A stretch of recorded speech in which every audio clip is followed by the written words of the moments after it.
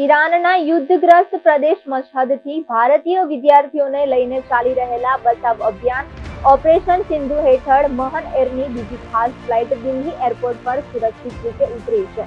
આ ફ્લાઇટમાં ઓછામાં ઓછા 290 ભારતીય વિદ્યાર્થીઓ હતા, જેમાંથી મોટી સંખ્યામાં કાશ્મીરના વિદ્યાર્થીઓ હતા.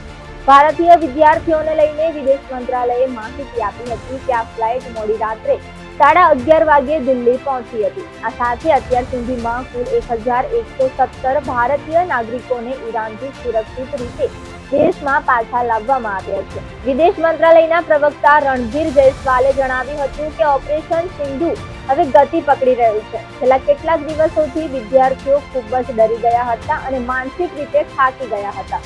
યુદ્ધગ્રસ્ત વાતાવરણમાં જીવવું તેમના માટે ખૂબ મુશ્કેલ હતું. તેમને સુરક્ષિત ઘરે પરત ફરવાથી હવે મોટી રાહત થઈ છે, ખાસ કરીને કાશ્મીર માટે, જ્યાં મોટા ભાગના વિદ્યાર્થીઓ રહે છે.